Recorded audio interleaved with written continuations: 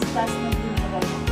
Pada kesempatan ini, kami mempresentasikan hasil diskusi kami mengenai perkembangan emosi yang ditujukan untuk menyelesaikan salah satu tugas mata kuliah perkembangan peserta didik.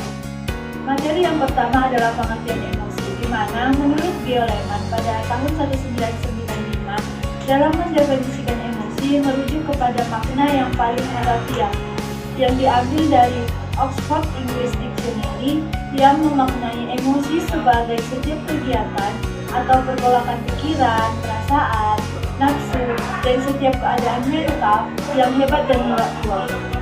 Pada saat emosi itu, seringkali terjadi perubahan-perubahan yang sangat spesifik bagi seseorang. Seperti yang pertama, reaksi elektrik pada kulit meningkat bila terpesona. Yang kedua, peredaran darah berubah cepat bila marah.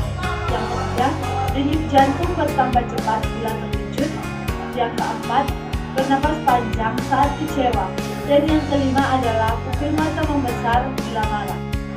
Materi yang kedua adalah bentuk-bentuk emosi, di mana bentuk-bentuk emosi ini kami jelaskan ada 5, yaitu amarah, kesedihan, rasa takut, kenikmatan, dan terkejut. Di mana amarah itu meliputi brutal, mengamuk, benci, marah besar, jengkel, terganggu, rasa pahit, tersinggung, bermusuhan, tindak kekerasan, dan kebencian. Yang kedua adalah kesedihan. Di dalamnya meliputi pedih, sedih, muram, suram, mengasihani diri sendiri, kesepihan, merasa ditolak, putus asa, depresi, maupun stres. Dan yang ketiga ada rasa takut. Di dalamnya meliputi cemas, takut, gugup, khawatir, merasa was-was, perasaan takut sekali, sedih, waspada, dan panik.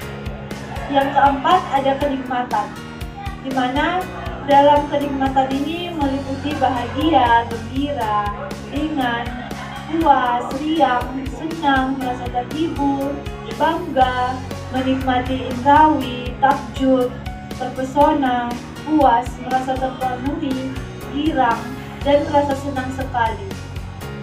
Yang kelima adalah terkejut. Di dalamnya meliputi terkesiap, takjub, dan terpana. Hubungan antara emosi dan tingkah laku. Ciri utama pikiran emosional adalah sebagai berikut. 1. Respon yang cepat tetapi ceroboh.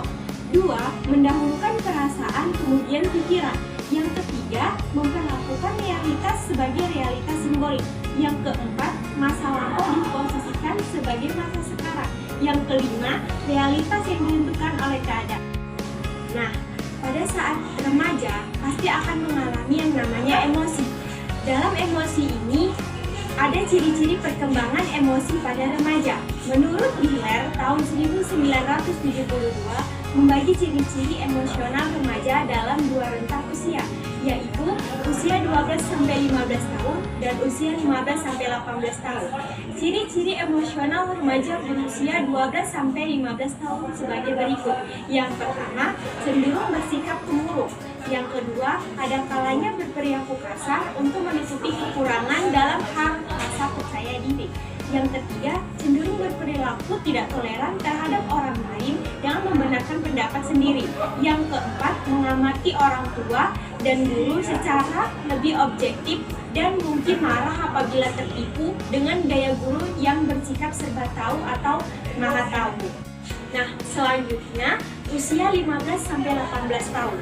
Ciri-ciri emosional remaja pada usia ini adalah sebagai berikut. Yang pertama, sering memberontak sebagai ekspresi perubahan dari masa kanak-kanak ke dewasa. Yang kedua, dengan bertambahnya kebebasan, banyak remaja yang mengalami konflik dengan orang tuanya. Yang ketiga, sering melamun untuk memikirkan masa depannya. Banyak di antara mereka merasa berpeluang besar untuk memegang jabatan tertentu.